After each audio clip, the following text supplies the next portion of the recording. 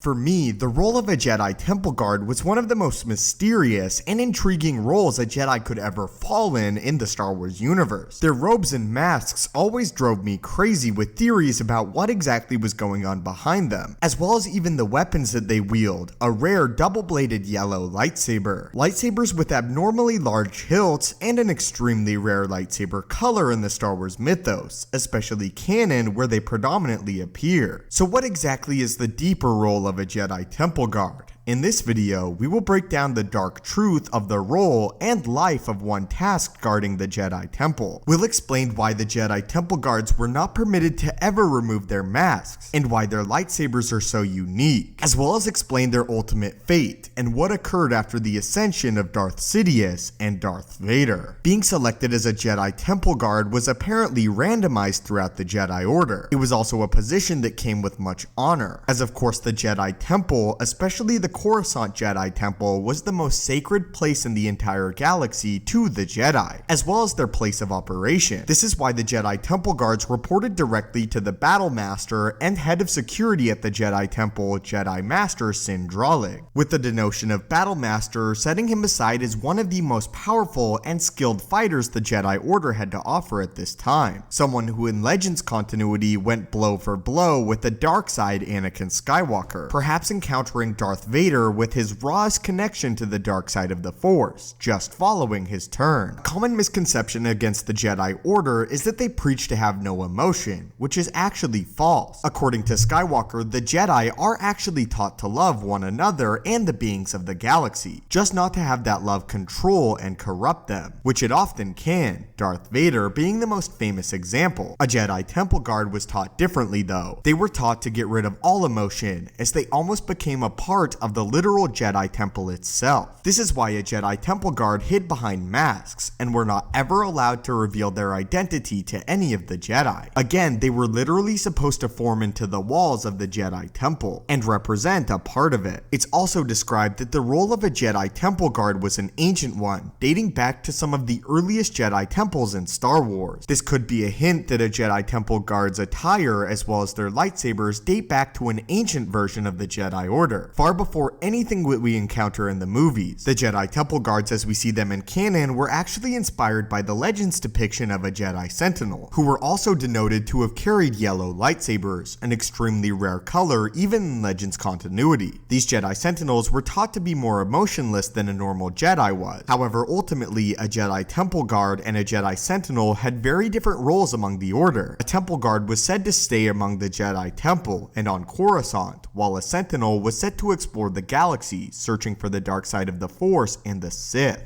The sad truth of the ultimate fate of the Jedi Temple Guards is they perished during Order 66, or at least the role of one was completely cast aside during this period. It was confirmed that the 501st, as well as Darth Vader, when they entered the Jedi Temple, in fact killed most of the Jedi Temple Guards, as the guards were some of the first Jedi to fall during Order 66, most of which dying by the hand of Darth Vader himself. This going all the way back to talking about the insane power that Vader possessed at this time, and perhaps going as far as why to say Darth Sidious would explain that Darth Vader was the most powerful Sith Lord that had ever lived, as Darth Sidious literally saw Vader cut through the Jedi Temple Guards, along with some help from the 501st. However, it was also confirmed that some of the Jedi Temple Guards did in fact escape Order 66, although again they would cast aside the role of a Temple Guard after doing so. The most famous Jedi Temple Guard that we know of is the Grand Inquisitor from Star Wars Legends, again another individual that cast aside his role as a Temple Guard, but instead of fleeing and still being a Jedi, he became an Inquisitor and servant for the Sith. But that was the dark backstory of the Jedi Temple Guards, and the sad existence that it meant to ultimately be a Temple Guard, casting aside all emotion and identity, and literally becoming a part of the Jedi Temple, as well as how most of them met their ultimate fate at the lightsaber of Darth Vader. But leave your own thoughts on the Jedi Temple Guards in the comments down below, and what is your biggest question that is yet to be answered about the Temple Guards, and what do you guys think happened to the Temple Guards that eventually escaped Order 66 and Darth Vader? Thank you guys as always so much for watching, may the Force be with you, and have a great day.